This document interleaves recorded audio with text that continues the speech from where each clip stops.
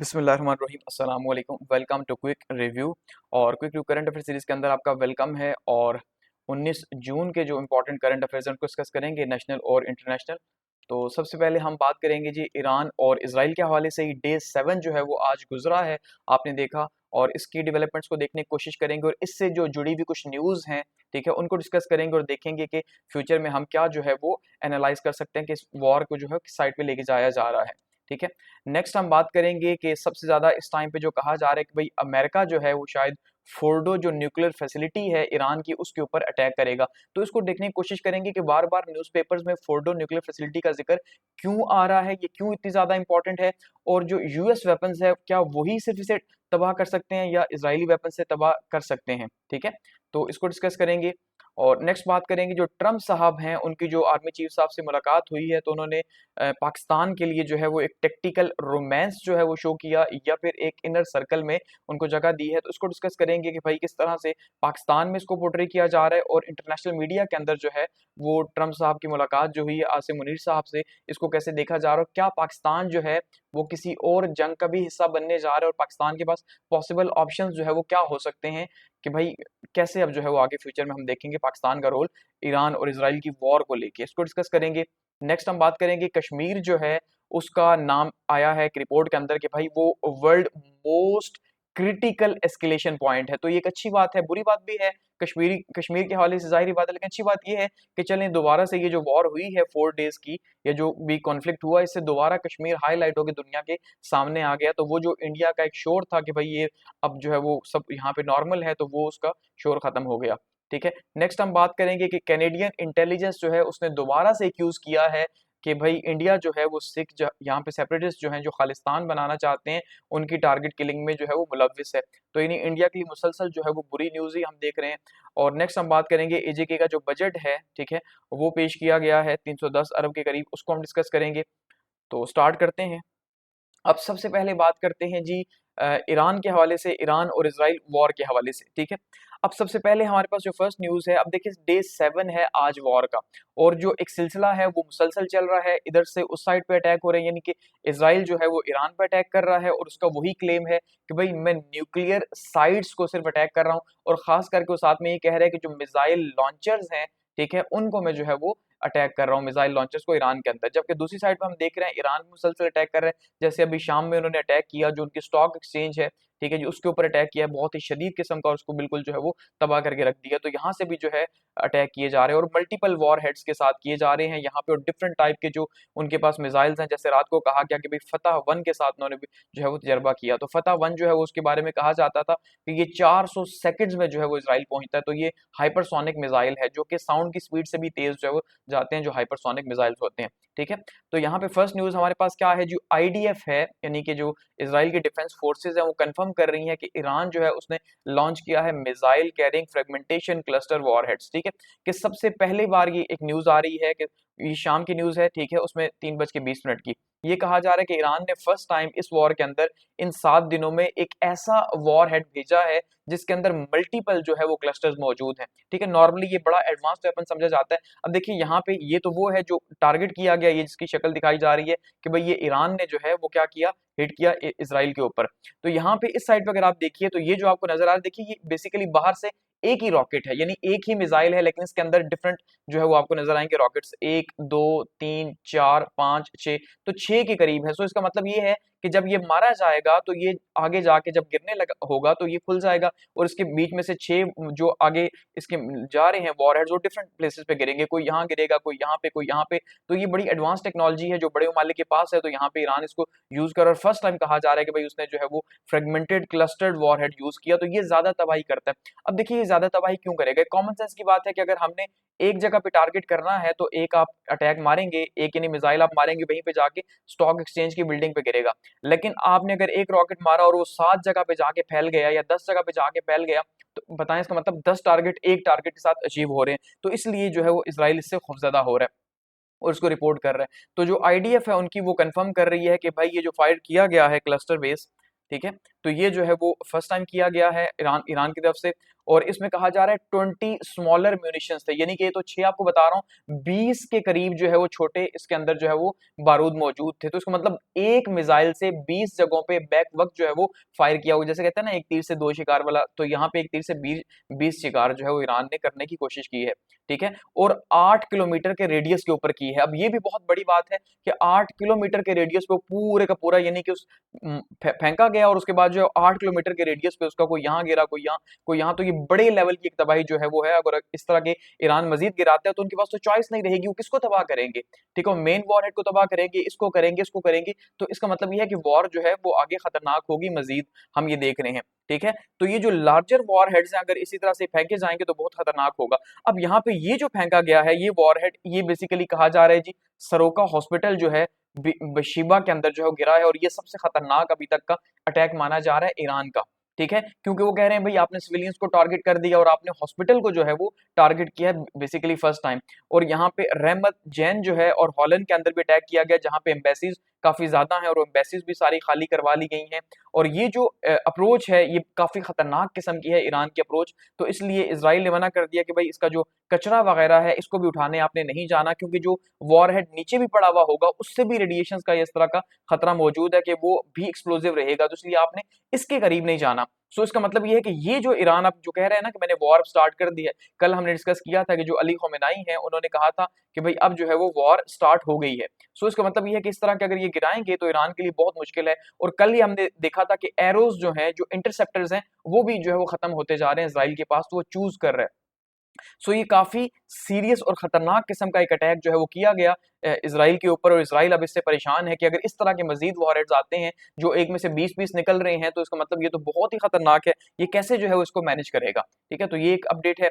अब ये देखिए यहाँ पे जो है ये बिल्डिंग्स को तबाह किया गया है, ये बेसिकली जो है वो इस मिसाइल की तरफ से, और काफी खतरनाक है कि एक ही से मल्टीपल आप जो है वो टारगेट्स को अचीव कर रहे हैं। ठीक है, नेक्स्ट है जी Israel vows to exact full price from Tehran tyrant calling hospital strike a war crime. अब देखिए अब अपनी तरफ से जब दुम पे पांव आया तो बहुत ही तकलीफ हो गई है इसराइल को, क्योंकि जब हम ये कह रहे थे या पूरी दुनिया जो है वो जो एहतजाज कर रही है और ये कह रही है कि भाई आप बच्चों को क्यों मार रहे हो, गजा के हॉस्पिटल्स को आपने मारा, स्कूल्स को मारा, कॉलेजेस को मारा, कैंप्स को मारा, हर जगह पे जो है वो टारगेट किया गया गजा के अंदर। ठीक है, अब जब अपनी तरफ से पहले ही हॉस्पिटल के अंदर जो है वो स्ट्राइक हुई है ईरान की, तो इनके हाथ पांव फूल गए हैं और इनको वॉर क्राइम याद आ गए, जबकि अपनी तरफ से आईसीसी ऑलरेडी इनको पनिश कर चुका है। इसराइल के डिफेंस मिनिस्टर को और नेतन्याहू को ऑलरेडी जो है वो सजा दी हुई है, आपको पता होगा।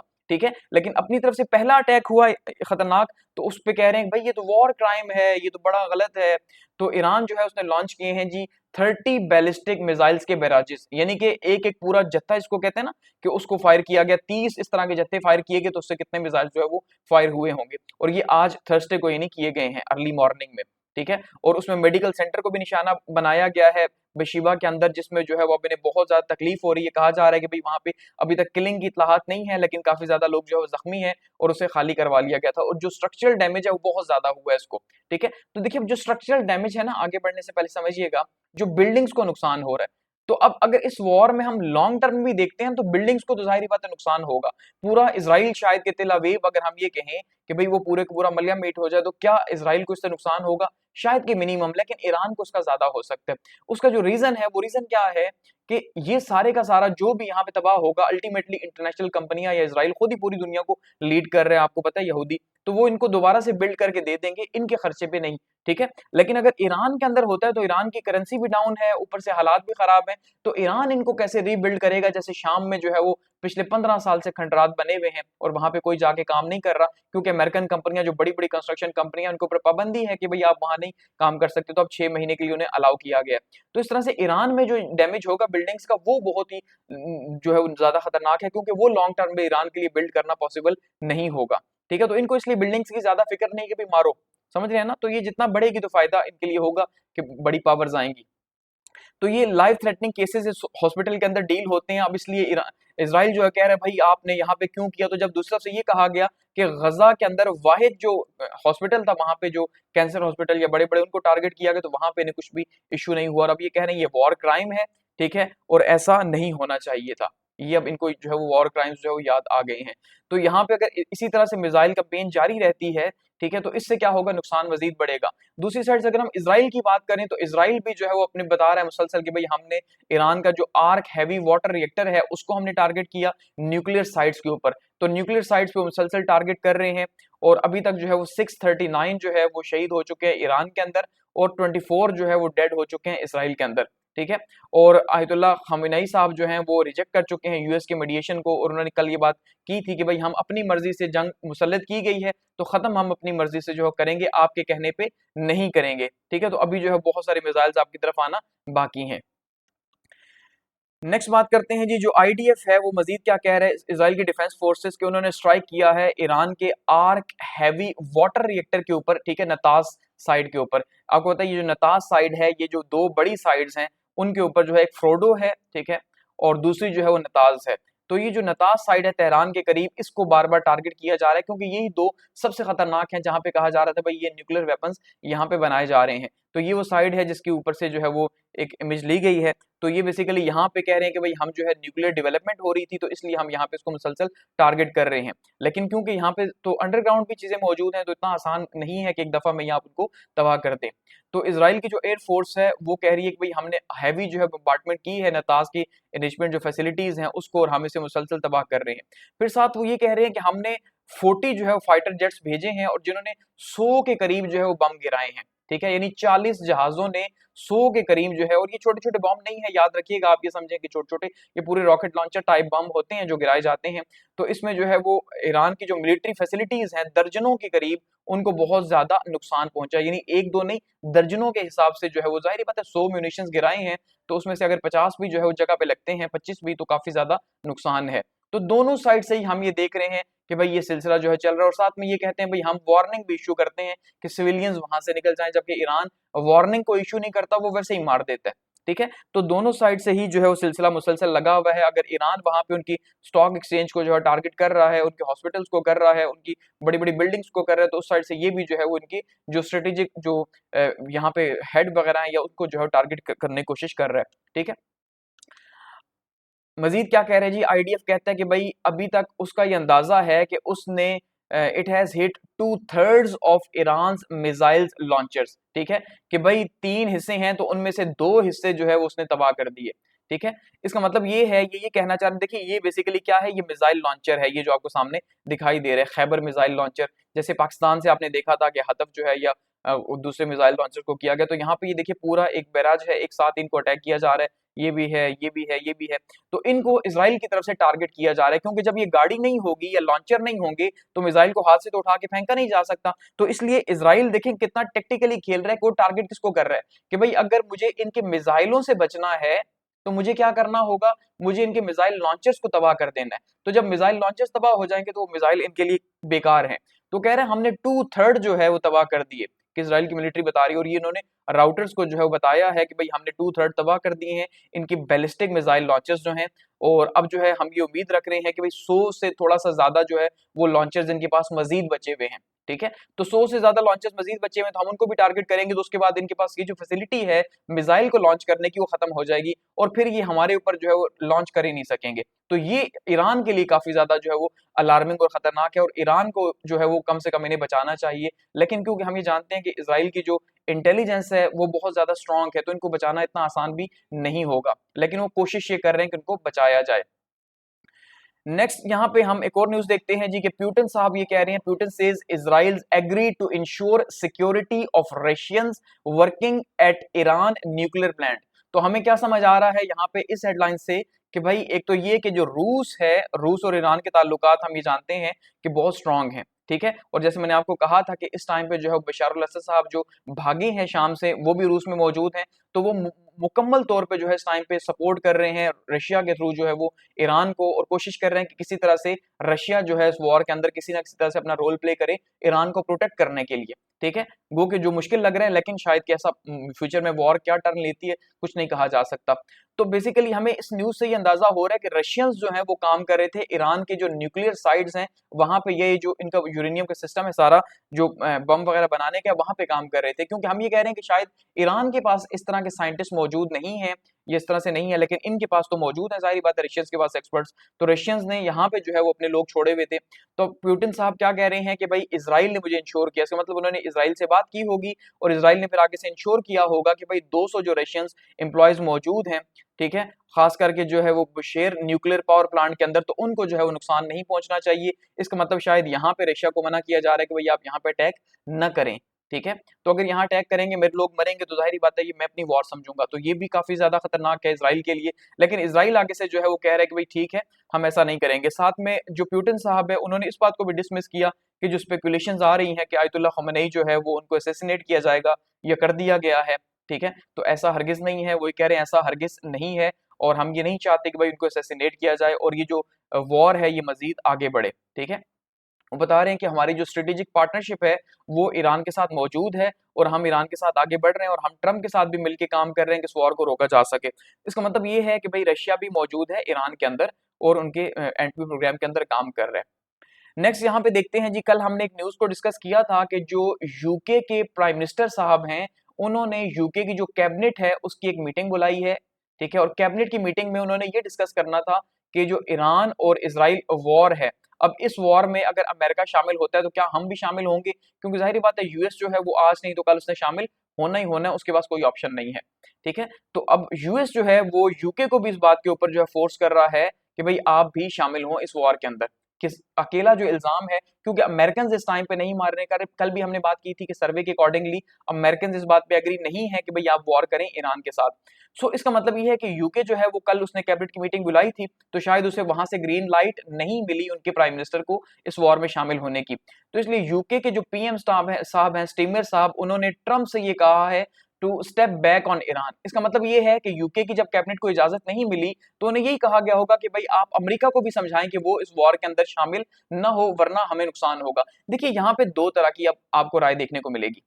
एक, जैसे मैंने आपको कल भी कहा था कि यूके या जो यूरोप है वो बिल्कुल नहीं चाह रहा कि इस वॉर के अंदर जो है वो अमेरिका शामिल हो। उसका रीजन ये है कि यूरोप ऑलरेडी वॉर में है, किसके साथ, यूक्रेन के साथ।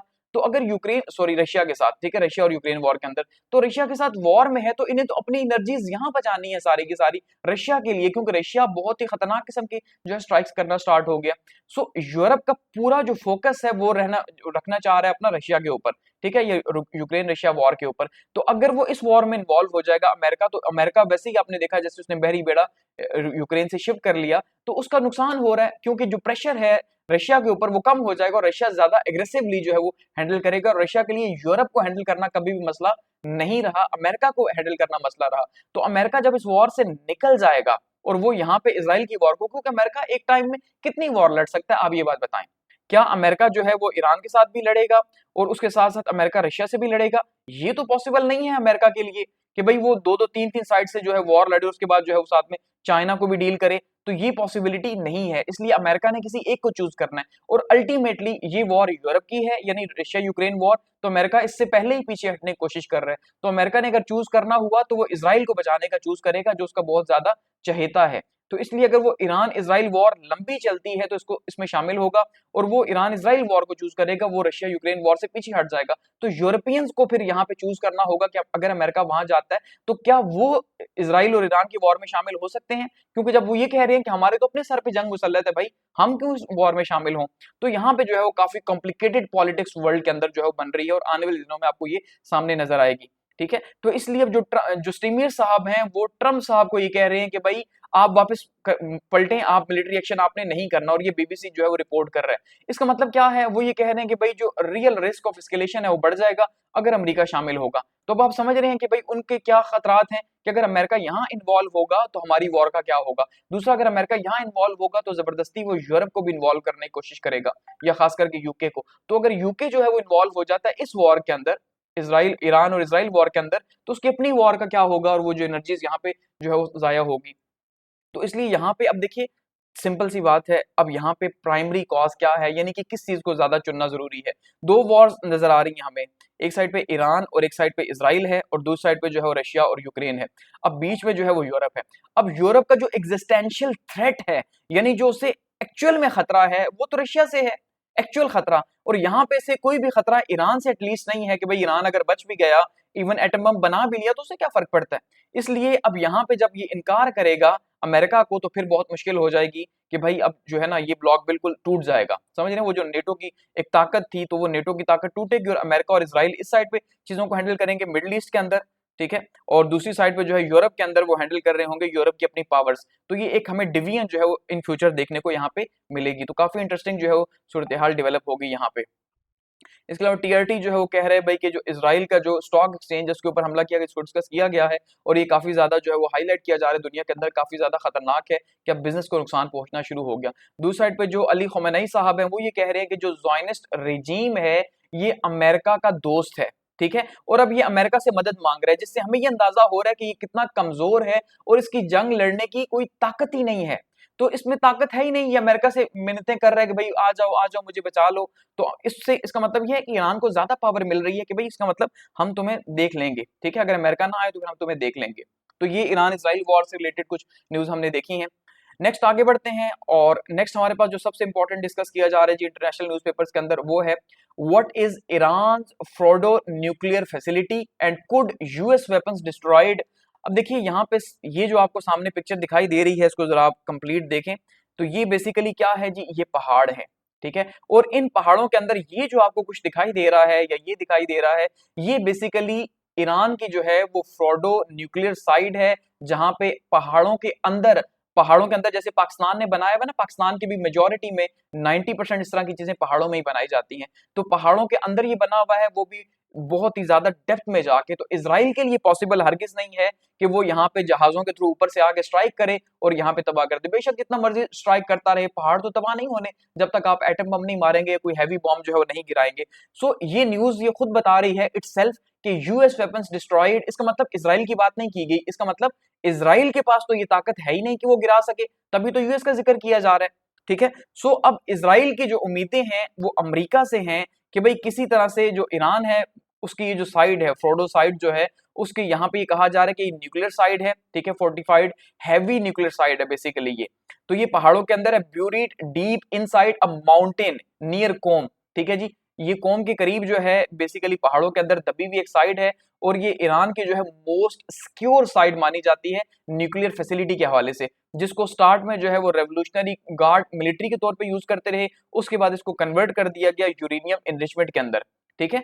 तो इसलिए अब ये बहुत ज्यादा महफूज साइड है। नताज के ऊपर तो ऑलरेडी आपको पता है हमले हो रहे हैं, उसको काफी ज्यादा नुकसान भी पहुंचाया गया है। तो ये अभी फिलहाल ऑपरेशनल है, फ्रोडो की जो साइड है। और आईएईए जो है उसका ये कहना है कि उन्होंने डिटेक्ट किया है यूरेनियम एनरिचमेंट को 83.7% प्योरिटी के साथ। अब आईएईए भी आपको पता है टूल ही है बेसिकली अमेरिका का, ये भी जो है वो कोई सारे फैसले पॉलिटिकली इसके होते हैं। तो ये दोबारा से कह रहे हैं कि भाई इसका मतलब ये है कि ये अमेरिका को ये कहना चाह रहा है कि यहाँ पे 83.7% प्योरिटी के साथ यूरेनियम है, तो इसे अटैक करो, इसे तबाह करो, यानी इसे नहीं छोड़ना। समझ रहे हैं ना, ये कहने की कोशिश कर रहा है आईएईए दुनिया को कि भाई अगर अमेरिका ने यहाँ पे फ्रोडो साइट के ऊपर अटैक किया भी तो कोई फर्क नहीं पड़ेगा, क्योंकि ये जरूरी है, यहाँ पे यूरेनियम ज्यादा है। जबकि ईरान इसको भी डिनाई कर रहा है, भाई कहता है कि ये जो है वो ऐसा कुछ भी नहीं है, हमें सबूताज करने की कोशिश की जा रही है, तो यहाँ पे कुछ भी नहीं है, ठीक है। यहाँ पे 3000 जो है वो सेंट्रीफ्यूजेस मौजूद हैं, और बेसिकली 2015 के अंदर इस साइट को रिस्ट्रिक्ट किया गया था कि यहाँ पे आप काम नहीं कर सकते, लेकिन फिर जब 2018 के अंदर अमेरिका यहाँ से निकल गया, यानी इस जो ट्रीटी थी, तो उसके बाद फिर यहाँ से काम स्टार्ट हो गया। और इस टाइम पे रशियन S-300 एयर डिफेंस इसके नजदीक मौजूद है, और जहां पे कोई भी मिसाइल या जहाज आता है तो उसको जो है S-300 के साथ टारगेट करके गिरा दिया जाता है, और ये काफी एडवांस है। तो समझ रहे हैं बात को, इसका मतलब ये है कि हकीकत में ये जो है वो काफी खतरनाक है इसराइल के लिए और ईरान के लिए, सबसे प्रोटेक्टेड साइड है।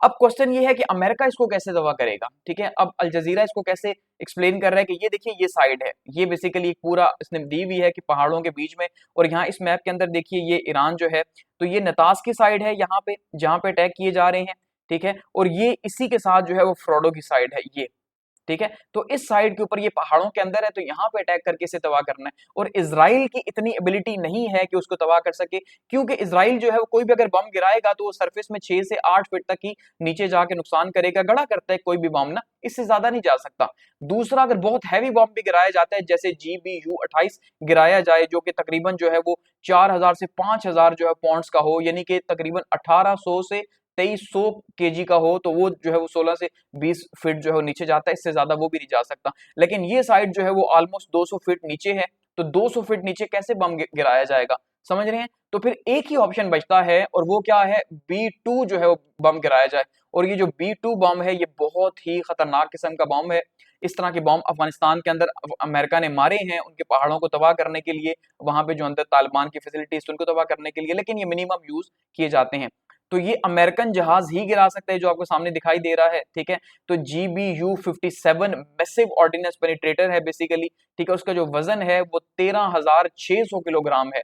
तो 13,600 किलोग्राम उठाने के लिए भी इसका मतलब ये है कि अच्छा खासा एक जहाज होना चाहिए, क्योंकि ये जहाज तो बहुत तेज से मूव कर रहे होते हैं। तो इसको अगर गिराया जाता है और मुसलसल, ये भी एक दफा में नीचे नहीं जाएगा कि आप समझें कि एक दफा में 200 फीट नीचे चला गया। इसका मतलब ये है कि मुसलसल डिगिंग करके जाएगा, यानी पहले यहाँ पे मारा, एक गड़ा यहाँ तक हुआ, फिर इसी गड़े में मारा, फिर यहाँ तक हुआ, फिर इसमें मारा, तो करते करते मुसलसल स्ट्राइक्स के थ्रू इसको तबाह किया जा सकता है।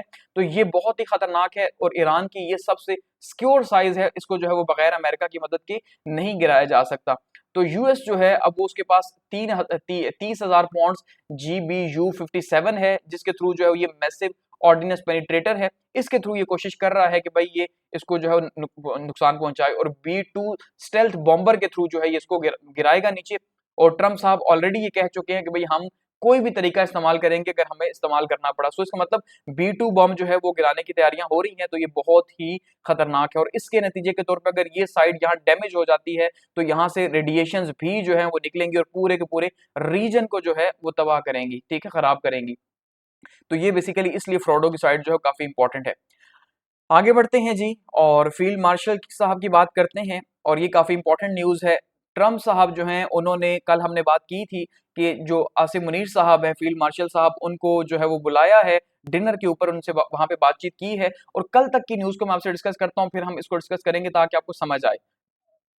अब कल मैंने आपसे ये कहा था कि दो रीजन हो सकते हैं इन्हें बुलाने के, ठीक है। रीजन नंबर 1 ये कि जो हमने कहा कि भाई मोदी साहब या इंडिया की जो डिप्लोमेसी है वो फिलहाल फेल हो रही है, क्योंकि शशि थरूर साहब को उन्होंने भेजा हुआ था, और उन्होंने कुछ जो है वो ट्रम्प साहब की पर्सनैलिटी के ऊपर बात की थी एक आध महीना पहले, 15 दिन पहले। तो ट्रम्प साहब को वो अच्छी नहीं लगी थी, ठीक है, कि भाई ये दूसरे प्रेसिडेंट की बनिस्बत इनकी पर्सनैलिटी थोड़ी डिफरेंट है, उन्होंने नेगेटिव सेंस की तरफ कहना चाहा। तो मोदी की या इंडिया की जो इस टाइम पे डिप्लोमेसी है वो इस टाइम पे नाकाम हो रही है अमेरिका के अंदर। तो उस जिद के अंदर जो है हम ये देख रहे हैं, मोदी साहब ने कल ये भी कहा था कि भाई आपका, ट्रम्प साहब का, कि भाई आपका कोई किरदार नहीं है सीज फायर के अंदर, वो हमारी मर्जी से है। तो इसलिए इन्हें जो है वो बुलाया, मैंने कहा था एक तो इस जिद में बुलाया कि भाई बुला सकते हैं, दूसरा जो है वो सबसे इंपॉर्टेंट ईरान के ऊपर बातचीत करनी है, क्योंकि जो हमारे यहाँ कहा गया, पाकिस्तान मीडिया के अंदर कहा गया कि भाई इनको बुलाया जा रहा है और काउंटर टेररिज्म के ऊपर बात होगी और इस तरह के मामलात के ऊपर बात होगी, और जो शरीफुल्लाह को पकड़ाया गया उसके ऊपर बात होगी कि भाई आपने बहुत अच्छा किरदार अदा किया। हालांकि कोई इतनी बहुत मेजर न्यूज नहीं थी, ठीक है, लेकिन जो अमेरिकन न्यूज़पेपर थे वो इसको हाईलाइट कर रहे थे कि भाई ईरान के कॉन्टेक्स्ट के अंदर हम बुला रहे हैं इन्हें, ठीक है। तो अब देखिए यहाँ पे डॉन जो है वो पब्लिश कर रहा है, और डॉन क्या कहता है जी, आसिम मुनीर साहब को बुलाया गया और काउंटर टेररिज्म के ऊपर बात की गई और ट्रेड के ऊपर बात की गई, और कॉर्डिनल जो है वो मीटिंग की गई, एक बड़ी जबरदस्त किस्म की जोशीली मीटिंग हुई है, ये ISPR कह रहा है, डॉन ने न्यूज लगाई है। अब यहाँ पे मेरा मकसद फौज की मुखालफत हरगिज नहीं है, हम पाकिस्तान के हिसाब से बात करेंगे, और आसिम मुनीर साहब पाकिस्तान को जाहिर बात है रिप्रेजेंट कर रहे हैं, तो हमारे लिए ये बाइस फख्र की बात है। अब यहाँ पे देखिए काउंटर टेररिज्म की बात की है तो ये बहुत अच्छी बात है, लेकिन काउंटर टेररिज्म की बात के लिए ट्रम्प साहब खुद बात नहीं करेंगे, अगर उन्होंने करनी होती तो वो पेंटागन ने करनी थी, ठीक है, यानी उनके फौज ने करनी थी, जैसे हमेशा से होता आया है। और ट्रेड की बात एक फौजी जनरल से हो नहीं सकती, वो सिविलियन से बात होनी चाहिए थी। सो ये जो हेडलाइंस है ये थोड़ा सा बैठ नहीं रही, ये पाकिस्तानी न्यूज़पेपर्स की है, ठीक है। तो जो बाहर के न्यूज़पेपर्स हैं, ये जैसे ब्लूमबर्ग ने जो है स्टोरी रिवील की है, वो कह रहा है भाई ईरान के ऊपर यहाँ पे बातचीत हुई है, ठीक है। पाकिस्तान का मीडिया ये भी कह रहा है कि आसिम मुनीर साहब को इसलिए बुलाया गया कि उन्हें इज्जत दी गई है कि भाई आपने जो इंडिया के खिलाफ जो है वो जंग की है वो बहुत अच्छी है। तो अब ट्रम्प साहब के पास इतना फारिग टाइम है कि वो इनको बुला रहे हैं सिर्फ इसलिए कि भाई आपकी बहुत मेहरबानी, आपने इंडिया के साथ अच्छी जंग की, जबकि ट्रम्प का वहां कोई काम ही नहीं है। तो ये कोई बात बैठती नहीं है, समझ रहे हैं। तो जनरल आसिम मुनीर साहब जो है उन्होंने व्हाइट हाउस में जो है वो डिनर खाया है, और बेसिकली ये कहा जा रहा है जी फेस टू फेस मीटिंग थी ट्रम्प साहब के साथ, और ये फर्स्ट टाइम ऐसा हुआ, फर्स्ट सर्विंग चीफ हैं आर्मी के जिन्होंने जो है वो डायरेक्टली मुलाकात की है यूएस के प्रेसिडेंट साहब के साथ, और ये फर्स्ट टाइम ऐसा हो रहा है कि भाई सर्विंग पाकिस्तानी आर्मी चीफ जो है उसने इस तरह से मुलाकात की है। इससे पहले सदर के तौर पे जो है वो अयूब खान साहब मुलाकात कर चुके हैं या ज़िया-उल हक साहब, तो वो एक डिफरेंट चीज है। हाई लेवल एंगेजमेंट यहाँ पे हुई है, और कैबिनेट रूम के अंदर अब देखिए यहाँ से आपको थोड़ा सा अंदाजा होगा अगर हम इसको क्रिटिकली इवेल्युएट करेंगे। मकसद तनकीद करना नहीं है, मकसद ये जानना है कि क्या होने जा रहा है, ठीक है। तो यहाँ पे secretary of state Marco Rubio भी मौजूद थे, उनका होना बनता है। दूसरा यहाँ पे जो मौजूद थे वो थे जी मिडल ईस्टर्न अफेयर्स के स्टीव विटकॉफ, यानी ये यहूदी शख्स भी मौजूद था जिसने जो है वो फेक मीटिंग्स की ईरान के साथ, और उसके बाद इसराइल से जो है वो हमला करवा दिया। तो स्टीव विटकॉफ का वहां पे मौजूद होना, और स्टीव विटकॉफ की जो यारी है वो है मोसाद के साथ, ठीक है। मोसाद आपको याद होगा कि जब स्पेन के अंदर सेशन, ग्रीस के अंदर सेशन हुआ था इनका 5वां राउंड, तो उसमें मोसाद के चीफ वहां पे मौजूद थे, और अभी पूरी दुनिया मोसाद के चीफ की बहुत वाह हो रही है कि जिस तरह उन्होंने ईरान के ऊपर प्रिसाइज अटैक किए हैं, ठीक है। तो बेसिकली इसका मतलब ये है कि वो जो न्यूज़पेपर कह रहे हैं कि ईरान के ऊपर बातचीत हुई, तो जाहिर बात है ईरान के ऊपर बातचीत हुई है, ठीक है, और ईरान ही मेन मुद्दा था। बाकी जितनी भी चीजें हैं कि भाई आपने जंग में आला परफॉर्मेंस दिखाई है, अमेरिका को उससे क्या गर्ज लगे, ठीक है, तो अच्छी बात है। और साथ में उन्होंने कहा कि भाई मुझे बहुत अच्छा हुआ, मैं पर्सनैलिटी से मिला हूं। तो यहाँ पे अल जजीरा जो है वो उसको ट्वीट कर रहा है, बता रहा है कि भाई जो ट्रम्प साहब हैं उन्होंने एम्ब्रेसेस पाकिस्तान टेक्टिकल रोमांस, कि ये कोई रोमांस है सोचा समझा, या फिर अ न्यू इनर सर्कल, या फिर कोई और जो है वो कहानी यहाँ पे हम देख रहे हैं बेसिकली। अब आपने इस चीज को थोड़ा सा समझना है। देखिए कल हमने बात की थी ईरान जंग के हवाले से, एक बात आपको क्लियर हो जानी चाहिए कि आसिम मुनीर साहब के साथ जो मीटिंग है वो 90% ईरान जंग को लेके थी, ईरान इजराइल जंग को लेके, और 10% जो है वो डिप्लोमेटिकली हो सकती है। अदरवाइज ट्रम्प साहब जैसा बिजी बंदा जो G7 छोड़ के आ गया, वो 2 घंटे की मीटिंग जो है वो आसिम मुनीर साहब से कर रहा है, तो ये थोड़ा सा हम भी इतना समझ लें कि यानी लॉजिकली हम भी चीजों को समझते हैं थोड़ा सा ना। तो देखिए ईरान की मीटिंग हुई है, और अब यहाँ पे कल जो मैंने आपको सिनेरियो बताया था उसको फिर से डिस्कस करता हूं ताकि आपको समझ आए। अब बेसिकली पाकिस्तान के पास पॉसिबली क्या चॉइसेस हैं? पाकिस्तान के पास 2 चॉइसेस हैं। चॉइस नंबर 1 ईरान को ज्वाइन करे, चॉइस नंबर 2 अमेरिका को ज्वाइन करे। क्योंकि अगर वो ईरान को, वो कहा जाता है ना अगर आप एक साइड पे नहीं होते तो आप दूसरी साइड पे जरूर होते हैं, न्यूट्रल नहीं होते आप, तो या फिर वो यूएस को ज्वाइन करे। इसके अलावा पाकिस्तान के पास अगर ये कहता है मैं न्यूट्रल रहूंगा, तो ये झूठ है। न्यूट्रलिटी इज अ मिथ, ये 2 साल पहले पूरा आर्टिकल आ चुका है, ठीक है, कि भाई न्यूट्रलिटी जो है वो एक सिर्फ कहानी है, कोई न्यूट्रल नहीं होता, और बेसिकली हमें किसी ना किसी साइड पे साइड लेनी ही पड़ती है। और ये जो 21वीं सदी है इसमें बगैर साइड लिए हम कभी सरवाइव नहीं कर सकते, ऑलरेडी इसके ऊपर बहुत बड़ी बात हो चुकी है, ठीक है। सो हमें या तो ईरान को सपोर्ट करना होगा या यूएस को। तो ईरान को सपोर्ट करने का मतलब है कि हम अमेरिका के अगेंस्ट में जा रहे हैं, क्योंकि इन फ्यूचर आपने ये देखना है कि अमेरिका ने इस जंग के अंदर शामिल होना ही होना है। सो ईरान को सपोर्ट करने का मतलब हम अमेरिका के साथ जंग कर रहे हैं, और अगर हम अमेरिका को सपोर्ट करते हैं तो अल्टीमेटली हम ये कह रहे हैं कि हम ईरान के अगेंस्ट में हैं, और हम फैसिलिटेटर बन रहे हैं कि इजराइल ईरान के अंदर आके बैठ जाए, और उसके बाद पाकिस्तान की बॉर्डर के ऊपर सुबह शाम दिन रात वो यहाँ पे ड्रोन्स फेंकता रहे, ठीक है। इसका मतलब ये है, तो पाकिस्तान बहुत ही मुश्किल में फंसने जा रहा है, हालात ये बता रहे हैं। तो यहाँ पे अगर हम इसको देखें तो ट्रम्प साहब जो है उन्होंने आर्मी चीफ से मुलाकात की है, और ये फर्स्ट टाइम आपको बता चुका हूं कि भाई हुआ है, ठीक है, और हॉनर किया गया पाकिस्तान की मिलिट्री का। तो सिर्फ हॉनर के लिए नहीं बुलाया गया, लेकिन हेडलाइंस के अंदर कहा जा रहा है हॉनर किया गया दोनों लीडर्स की तरफ से, और साथ में शुक्रिया अदा किया गया कि भाई आपने वॉर रोक दी मेरे कहने के ऊपर, ठीक है। तो यहाँ पे जो ये सिग्नल्स हैं ये ड्रामेटिक रीसेट है किसके अंदर जी, relations after years of US accusation of Pakistan. यानी ट्रम्प साहब जब 2014 के अंदर आए थे, आपको याद होगा कि पाकिस्तान के ताल्लुकात बहुत खराब हो चुके थे यूएस के साथ, क्योंकि हमारे ऊपर डबल गेम का इल्जाम लगा था अफगानिस्तान के अंदर, और ये कहा जा रहा था कि पाकिस्तान डबल गेम कर रहा है, एक साइड से यूएस को सपोर्ट कर रहा है, दूसरी साइड से तालिबान को सपोर्ट कर रहा है, ठीक है। तो ट्रम्प साहब ने खुल के ट्वीट्स भी किए थे कि अब हम अपनी मजीद इमदाद जो है वो जाया हरगिज नहीं करेंगे पाकिस्तान के ऊपर। तो क्या ट्रम्प वो बातें भूल गए हैं? क्या ट्रम्प पाकिस्तान की डबल गेम को भूल गए हैं? नहीं, ऐसा तो नहीं है। तो फिर वो कैसे एकदम से, वो तो जानते हैं हमारी मिलिट्री की कैपेबिलिटीज क्या हैं या क्या नहीं है, तो इसका मतलब वो जानते हैं तभी वो यूज कर रहे हैं। और अगर हम ये समझते हैं कि ट्रम्प एक सच्चा शख्स है, तो जिस तरह ईरान के मामले में ट्रम्प ने झूठ बोला, झूठ पे झूठ ये हमारे सामने है, ठीक है। सो इसका मतलब ये है कि उस टाइम पे इतना बुरा ट्रम्प हमारे साथ, और आज ट्रम्प साहब इतने अच्छे हो रहे हैं, तो क्यों? क्योंकि आज इन्हें हमारी जरूरत पड़ चुकी है फिर से। तो बेसिकली पाकिस्तान जो है, अब वो कहा गया कि भाई ISIS KP का जो बंदा आपने पकड़ा है, ठीक है, 2021 का जो शरीफुल्लाह साहब था उसकी के लिए बुलाया गया कि एक बंदे के लिए जो है उनको बुलाया गया, 2 घंटे का टाइम दिया गया, ठीक है, या फिर इसको जो है वो कोई और जो है ये प्रोटोकॉल जो तोड़ा जा रहा है इसके बदले में कुछ और जो है वो डिमांड किया जाएगा, इनसे यह डिमांड किया गया है। तो जो मुनीर ट्रंप साहब की मीटिंग है अब ये यूएस पार्टनरशिप की तरफ इशारा कर रही है कि फिर से यूएस और पाकिस्तान एक और पार्टनरशिप में जा रहे हैं, और किस नाम के ऊपर, दहशतगर्दी के नाम के ऊपर। हालांकि अफगानिस्तान में भी जंग थी लेकिन उसको कहा गया कि ये दहशतगर्दी की जंग है, 9/11 की काउंटर टेररिज्म की वॉर है।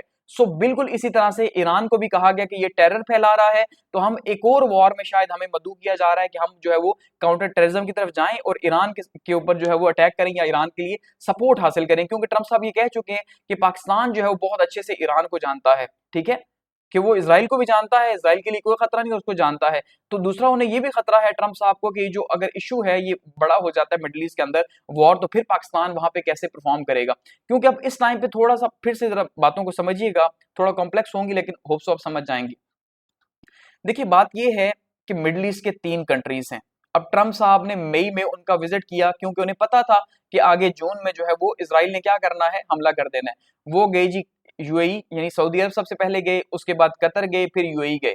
तो इन 3 ममालिक को जो थ्रेट थे कि किसी भी तौर पे ईरान को सपोर्ट कर सकते थे या सपोर्ट ना भी करते तो कुछ बयानबाजी कर सकते थे, इनको जो है वो मुट्ठी में किया गया ट्रंप साहब की तरफ से।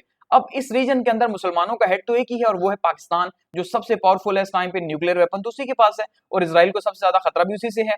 तो इस लिहाज से ये 3 ममालिक तो जो है अब ये $10 ट्रिलियन की डील के साथ जो है वो आप देख रहे हैं कि इनकी तरफ से कोई हार्ड बयान इस तरह से नहीं आया और ईरान को कोई भी सपोर्ट नहीं किया जा रहा यहाँ पे, ठीक है। अब पाकिस्तान था, पाकिस्तान की तरफ से सपोर्ट की जो है वो बातें की जा रही थी कि शायद पाकिस्तान सपोर्ट करे, और जैसे ये कहा जा रहा था कि अगला टारगेट पाकिस्तान ही होगा इजराइल का, तो पाकिस्तान ना चाहते हुए भी इन्हें रोकेगा, जैसे सोवियत यूनियन को रोका गया, तो यहाँ प्रॉक्सी में इन्वॉल्व होगा पाकिस्तान, ठीक है। तो इसलिए उन्होंने पाकिस्तान को यहाँ पे पकड़ा कि भाई आप भी खित्ते के अंदर अहम है, तो आपको भी अगर साथ में शामिल किया जाएगा तो इसका मतलब फिर ईरान बिल्कुल अकेला हो जाएगा। तो ईरान को अकेला करके टारगेट करना ये मकसद है अमेरिका का, समझ गए, और वही अमेरिका कर रहा है फिर से। और मैंने कल आपसे कहा था कि ईरान की जगह आप अफगानिस्तान को ज्यूम करें कि जैसे उस टाइम पे अमेरिका ने हमारी मदद चाहिए थी, हमने की थी ना चाहते हुए भी, क्योंकि अगर हम ना करते तो सोवियत यूनियन पाकिस्तान में घुसा था, और अगर की हमने तो उसके बदले में हमें फिर उसका खमियाजा जो है वो भुगतना पड़ा है, ठीक है। जैसे जो है वॉर एंड टेरर के अंदर जो है ये सदर बुश साहब हैं और ये मुशर्रफ साहब हैं, तो इन्होंने 9/11 के बाद आपको पता है क्या हुआ कि भाई पाकिस्तान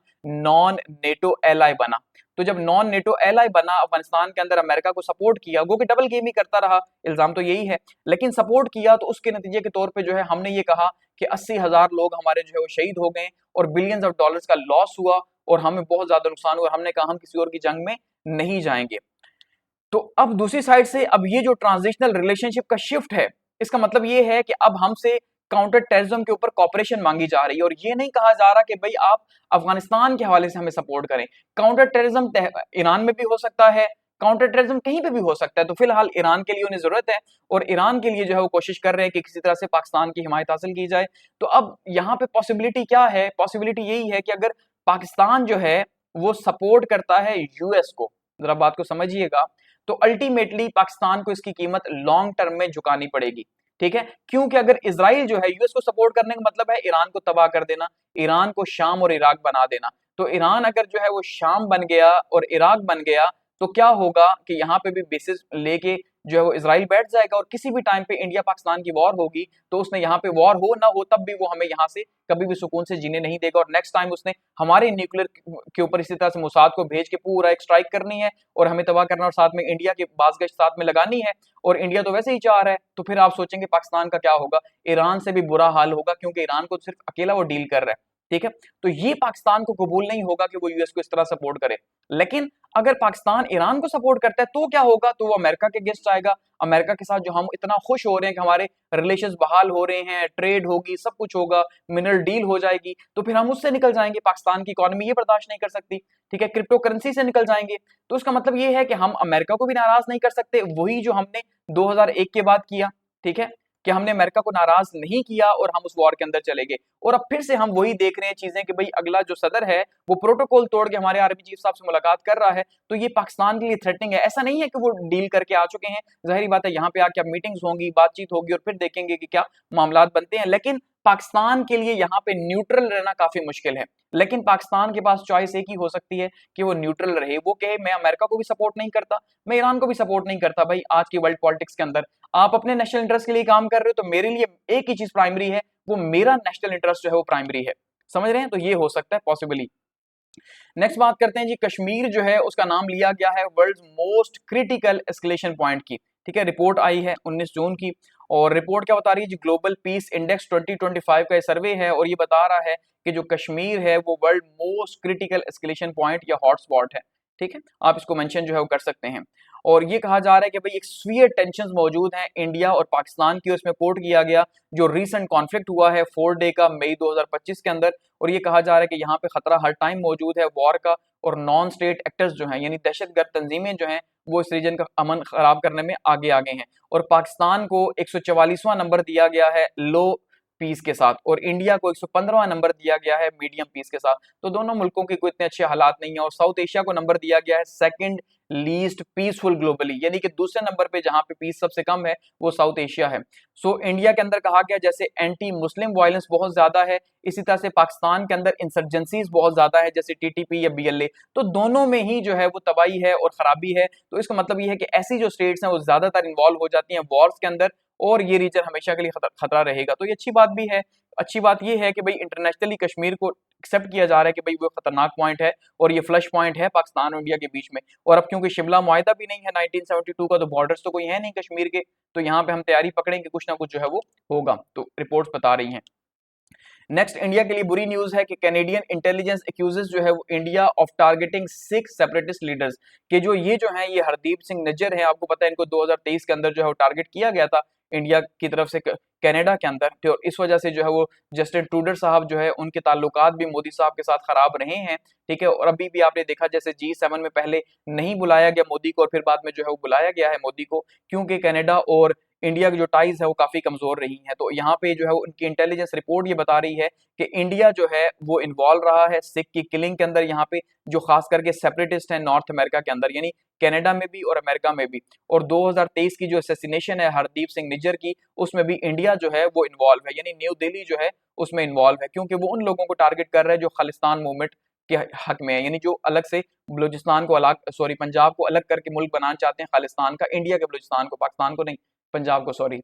और ये जो है कैनेडियन सिक्योरिटी इंटेलिजेंस की रिपोर्ट है। तो ये इंडिया के लिए काफी एक धब्बे के तौर पे है, और काफी मुश्किल है उसके लिए, क्योंकि चाइना और रशिया के साथ इंडिया को मिलाया गया है कि जैसे वो जो है वो अपने टारगेट्स को अचीव करते हैं दूसरे मुल्कों में। सो इंडिया एक तरफ से खुश होगा कि अच्छा है भाई बड़े मुल्कों के साथ मिलाया जा रहा है कि वो भी अपने मफादात को दूसरे मुल्कों में जाके प्रोटेक्ट करते हैं, तो हम भी वही काम कर रहे हैं। लेकिन अब जो मार्क केनरी और जो नरेंद्र मोदी साहब हैं, इन्होंने ये कहा है कि हम अपने डिप्लोमेटिक रिलेशन जो है वो दोबारा से बहाल करेंगे, और न्यू हाई कमिश्नर जो है वो अपॉइंट किए गए हैं। सो बेसिकली अब शायद बर्फ पिघले, लेकिन रिपोर्ट जो है वो इंडिया के लिए अच्छी नहीं है।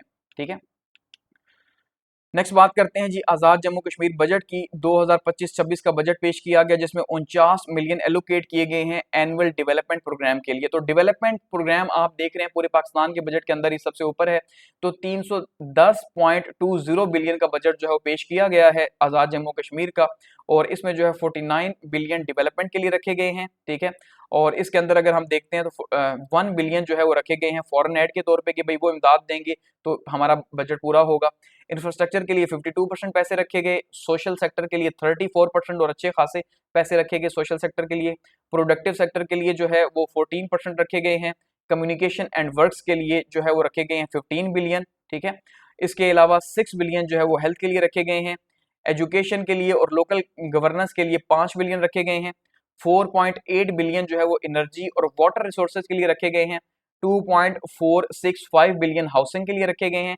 1.4 बिलियन रिसर्च और डेवलपमेंट के लिए रखे गए हैं।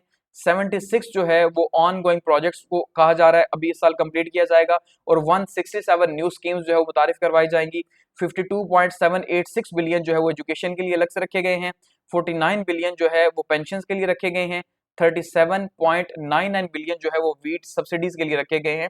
ठीक है, और सोशो इकोनॉमिक जो अपलिफ्ट है उसके लिए भी यहाँ पे जो है वो पैसे रखे गए हैं, क्योंकि कश्मीर में आपको पता है बिजली भी सस्ती है, गंदम वगैरह के ऊपर सब्सिडी ली भी है, उन्होंने जो धरना किया था लास्ट ईयर। ठीक है, नेक्स्ट हमारे पास लास्ट न्यूज है जी, जो अमेजोन है वो इंडिया के अंदर इन्वेस्ट करने जा रहा है 233 मिलियन। तो एक गुड न्यूज भी इंडिया के लिए है कि भाई अमेजोन, क्योंकि इंडिया इतनी बड़ी आबादी है तो जाहिर बात है इसको यहाँ पे अपने ऑपरेशंस को एक्सपेंड करेगा और टेक वगैरह को इंप्रूव करेगा यहाँ पे। तो अमेजोन 233 मिलियन जो है डॉलर्स जो है इंडिया में 2025 के अंदर इन्वेस्ट करेगा, और ये ऑपरेशनल इंफ्रास्ट्रक्चर के ऊपर यहाँ पे इन्वेस्ट करेगा, न्यू टेक्नोलॉजीज जो है उसके ऊपर यहाँ पे इन्वेस्ट करेगा, ठीक है, और मजीद आगे बढ़ाएगा। इससे पहले 2023 के अंदर जो है वो ई कॉमर्स के मेजर मुआहदे ऑलरेडी इंडिया के साथ हुए थे, वॉलमार्ट और फ्लिपकार्ट वगैरह के, ठीक है, जो उनके मुकेश अंबानी हैं उनके साथ हुए थे, जिसमें 26 बिलियन डॉलर्स 2023 तक उन्होंने इन्वेस्ट करने थे। और अब अमेजोन भी आई है, तो उसका मतलब ई कॉमर्स वगैरह जो है वो इंडिया के अंदर काफी ज्यादा स्कोप है, और उसको लेके जो है वो अब कंपनीज वहां पे इन्वेस्ट कर रही हैं। तो ये इंडिया के लिए गुड न्यूज है, ठीक है। तो ये हमारे आज के करंट अफेयर्स यहाँ पे खत्म हुए। थैंक्स फॉर वॉचिंग, और फीडबैक के लिए जो है कमेंट सेक्शन मौजूद है। Thank you.